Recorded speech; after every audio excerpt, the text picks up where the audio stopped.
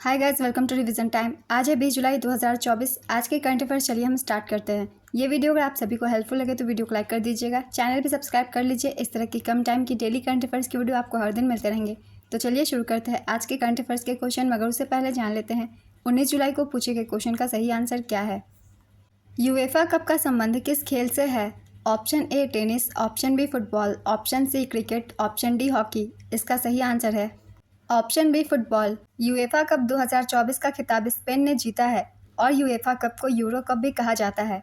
इसका संबंध फुटबॉल से है। चलिए आज की करंट अफेयर्स हम स्टार्ट करते हैं। क्वेश्चन नंबर 1, हाल ही में भारत सरकार ने किस केंद्र शासित प्रदेश के उपराज्यपाल को अधिक शक्ति देने के लिए नियमों में संशोधन किया? इसका आंसर है जम्मू कश्मीर। केंद्र सरकार ने जम्मू कश्मीर के उपराज्यपाल को अधिक शक्ति देने के लिए जम्मू और कश्मीर पुनर्गठन अधिनियम 2019 के नियमों में संशोधन किया।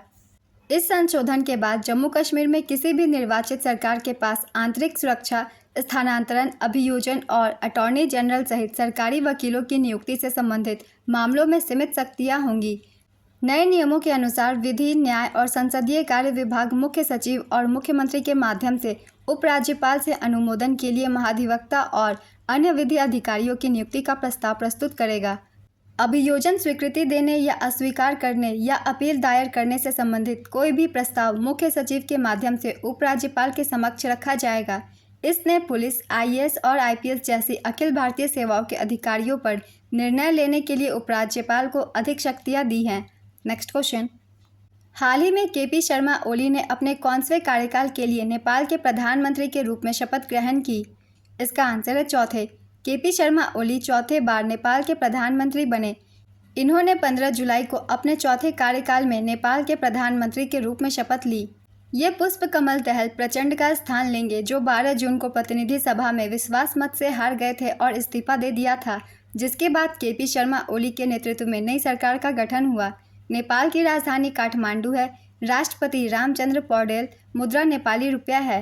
नेक्स्ट क्वेश्चन, नाटो के मौजूदा महासचिव का नाम क्या है, जिन्हें हाल ही में 9 जुलाई 2024 को जो बाइडेन द्वारा अमेरिका के सर्वोच्च नागरिक सम्मान से सम्मानित किया गया है? इसका आंसर है जेम्स स्टोलनबर्ग। अमेरिकी राष्ट्रपति जो बाइडेन ने 9 जुलाई 2024 को नाटो महासचिव जेम्स स्टोलनबर्ग को संयुक्त राज्य अमेरिका के सर्वोच्च नागरिक सम्मान से सम्मानित किया। जेम्स स्टोलनबर्ग नॉर्वेजियन राजनेता हैं। 1 अक्टूबर 2014 से वे नाटो के 13वें महासचिव के रूप में कार्यरत हैं। हाल ही में नीदरलैंड के निवर्तमान प्रधानमंत्री मार्क रूट को नॉर्थ अटलांटिक ट्रीटी ऑर्गेनाइजेशन का नया महासचिव नियुक्त किया गया है। वे 1 अक्टूबर 2024 को नाटो के नए महासचिव के रूप में जेम्स स्टोलनबर्ग का स्थान लेंगे। नेक्स्ट क्वेश्चन, हाल ही में कहां पर खर्ची पूजा समारोह आयोजित किया गया? इसका आंसर है त्रिपुरा। त्रिपुरा के अगरतला में खर्ची पूजा त्यौहार समारोह आयोजित किया गया। खर्ची पूजा हर साल आषाढ़ मास के शुक्ल अष्टमी दिवस को मनाई जाती है, जो इस साल 14 जुलाई को शुरू हुई है। नेक्स्ट क्वेश्चन, किस देश ने हाल ही में समलैंगिकता को अपराध घोषित किया है? इसका आंसर है बुर्किना फासो। जुंटा के नेतृत्व वाले बुर्किना फासो ने समलैंगिकता पर प्रतिबंध लगाने के लिए हाल ही में एक मसौदा कानून को अपनाया है, जो ऐसा करने वाला नवीनतम अफ्रीकी देश बन गया है।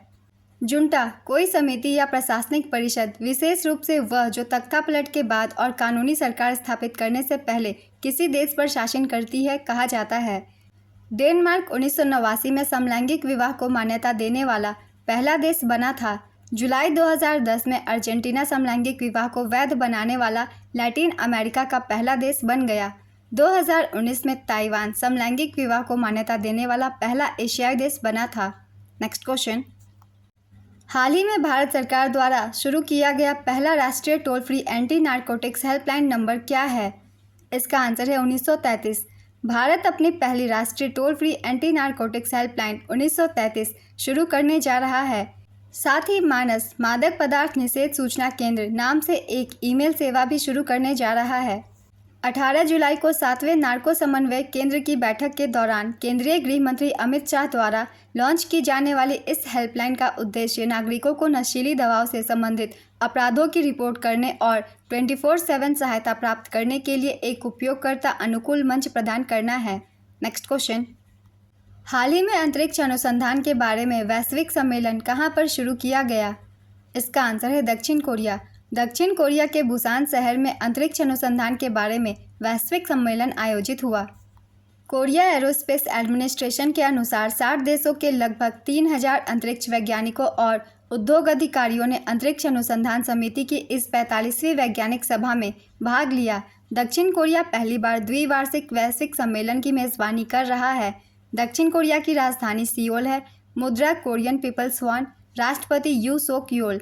नेक्स्ट क्वेश्चन, संयुक्त राष्ट्र वार्ता द्वारा बनाए गए लॉस एंड डैमेज फंड के बोर्ड की मेजबानी के लिए किस देश को चुना गया है? इसका आंसर है फिलीपींस। फिलीपींस को लॉस एंड डैमेज फंड के बोर्ड की मेजबानी के लिए चुना गया है। Loss and damage fund board संयुक्त राष्ट्र वार्ता द्वारा बनाया गया है।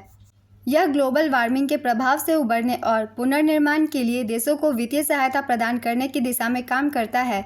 मेजबान के रूप में मनीला एशिया प्रशांत क्षेत्र पर ध्यान केंद्रित कर सकता है, जहां कई देश सीमित संसाधनों के साथ संघर्ष करते हैं, जिससे वे जलवायु परिवर्तन के प्रभावों का जवाब देने में सक्षम नहीं होते। फिलीपींस की राजधानी मनीला है। राष्ट्रपति बोंग मार्कोस। मुद्रा फिलीपीनी पेसो है। नेक्स्ट क्वेश्चन, हाल ही में उत्तराखंड ने किस शहर में अपनी पहली बर्ड गैलरी की स्थापना की? इसका आंसर है देहरादून। उत्तराखंड वन विभाग के अनुसंधान विंग ने 15 जुलाई को देहरादून में प्रकृति शिक्षा केंद्र जॉली ग्रांट में उत्तराखंड की पहली बर्ड गैलरी की स्थापना की। इस गैलरी में उत्तराखंड के पक्षियों की उच्च रिजोल्यूशन वाली तस्वीरें दिखाई गई हैं, जो विजिटर्स को राज्य के पक्षियों की आकर्षक झलक दिखाती है। उत्तराखंड में भारत में सबसे अधिक पक्षी प्रजातियां पाई जाती हैं, जिनकी संख्या 710 से अधिक है, जो देश की पक्षी प्रजातियों का 50% से अधिक है। नेक्स्ट क्वेश्चन, नई दिल्ली में आयोजित डीडी रोबोकॉन प्रतियोगिता 2024 का विजेता कौन बना? इसका आंसर है निर्मा यूनिवर्सिटी। निर्मा यूनिवर्सिटी नई दिल्ली में आयोजित डीडी रोबोकॉन प्रतियोगिता 2024 का विजेता बना। आईआईटी दिल्ली और प्रसार भारती ने 2 दिवसीय रोबोट प्रतियोगिता डीडी रोबोकॉन इंडिया 2024 की मेजबानी की। 13 से 14 जुलाई 2024 तक इसे आयोजित किया गया, दिल्ली के त्यागराज स्टेडियम में। इस आयोजन में देश के 45 से अधिक कॉलेजों, संस्थानों और विश्वविद्यालयों के 750 से अधिक छात्रों ने भाग लिया। डीडी रोबोकॉन में विजेता टीम क्वांग निन को वियतनाम में होने वाले अंतर्राष्ट्रीय Asia Pacific broadcasting union Robocon 2024 में भारत का प्रतिनिधित्व करने का मौका मिला। नेक्स्ट क्वेश्चन, 100 मिलियन से ज़्यादा फॉलोअर्स के साथ ट्विटर के सबसे ज़्यादा फॉलो किए जाने वाले ग्लोबल लीडर कौन बने? इसका आंसर है नरेंद्र मोदी। प्रधानमंत्री Narendra Modi social media platform Twitter पर 100 मिलियन फॉलोअर्स को पार करने वाले पहले वैश्विक नेता बने। पिछले 3 वर्षों में लगभग 30 मिलियन नए फॉलोअर्स जुड़े हैं। पीएम मोदी 2009 में ट्विटर से जुड़े थे। ट्विटर की स्थापना 2006 में हुई थी। इसके संस्थापक जैक डॉर्सी थे। मुख्यालय कैलिफोर्निया यूएसए में है और वर्तमान चेयरमैन एलन मस्क है और सीईओ लिंडा याकारिनो है। नेक्स्ट क्वेश्चन, अखिल भारतीय आयुर्वेद संस्थान ने कहां पर दूसरे 100 श्रुतम शल्य संगोष्ठी 2024 का आयोजन किया? इसका आंसर है नई दिल्ली। अखिल भारतीय आयुर्वेद संस्थान ने 100 श्रुतम शल्य संगोष्ठी 2024 का सफलतापूर्वक आयोजन नई दिल्ली में किया। अखिल भारतीय आयुर्वेद संस्थान नई दिल्ली में शल्य तंत्र विभाग ने सुश्रुत जयंती 2024 के शुभ अवसर पर द्वितीय राष्ट्रीय संगोष्ठी 100 श्रुतम शल्य संगोष्ठी का सफलतापूर्वक आयोजन किया। शल्य चिकित्सा के जनक माने जाने वाले महान चिकित्सक सुश्रुत के सम्मान में हर साल 15 जुलाई को सुश्रुत जयंती मनाई जाती है। नेक्स्ट क्वेश्चन, हाल ही में कहां पर 24 घंटे में 11 लाख से अधिक पौधे लगाकर गिनीज वर्ल्ड रिकॉर्ड बनाया गया? इसका आंसर है इंदौर। महज 24 घंटे में 11 लाख से अधिक पौधे लगाकर इंदौर ने 14 जुलाई को 24 घंटे में एक टीम द्वारा लगाए गए सर्वाधिक पेड़ की श्रेणी में नया गिनीज वर्ल्ड रिकॉर्ड हासिल किया। इस कार्यक्रम का आयोजन राज्य सरकार ने किया था। 5 जून को विश्व पर्यावरण दिवस के मौके पर प्रधानमंत्री नरेंद्र मोदी ने एक पेड़ मां के नाम अभियान की शुरुआत की थी। नेक्स्ट क्वेश्चन, हाल ही में पीएम मोदी ने किस राज्य में भारत के सबसे लंबी शहरी सुरंग परियोजना की नींव रखी है? इसका आंसर है महाराष्ट्र। पीएम मोदी ने मुंबई में भारत की सबसे लंबी और बड़ी शहरी सुरंग परियोजना की नींव रखी है। मुंबई महानगर क्षेत्र विकास प्राधिकरण द्वारा संचालित 16,000 करोड़ रुपए की ठाणे बोरीवली ट्विन टनल परियोजना यात्रा समय को 1 घंटे से घटाकर केवल 12 मिनट कर देगी। टनल के माध्यम से वेस्टर्न एक्सप्रेस हाईवे के वाहन सीधे ठाणे के ईस्टर्न एक्सप्रेस हाईवे तक पहुंच सकेंगे। दूरी कम करने के लिए टनल का निर्माण संजय गांधी नेशनल पार्क के नीचे किया जा रहा है। हाल ही में टीम इंडिया के हेड कोच कौन बने हैं? इसका आंसर है गौतम गंभीर। पूर्व दिग्गज सलामी बल्लेबाज गौतम गंभीर टीम इंडिया के नए हेड कोच नियुक्त किए गए। बीसीसीआई ने इसकी घोषणा की। T20 वर्ल्ड कप 2024 के बाद राहुल द्रविड़ का कार्यकाल समाप्त हो गया है। आज के करंट अफेयर्स के क्वेश्चन कंप्लीट होते हैं। चलिए अब आज का क्वेश्चन देखते हैं क्या है। खर्ची पूजा किस राज्य का त्यौहार है? Option A Meghalaya, option B Tripura, option C Assam, option D Nagaland. अपना आंसर गेस कीजिए या फिर कमेंट बॉक्स में दीजिए। ये वीडियो अगर आप सभी को हेल्पफुल लगे तो इसे लाइक कर दीजिएगा। चैनल भी सब्सक्राइब कर लीजिए। इस तरह की कम टाइम की डेली करंट अफेयर्स की वीडियो आपको हर दिन मिलते रहेंगे। फिर मिलते हैं अगली वीडियो के साथ। आप सभी को थैंक यू।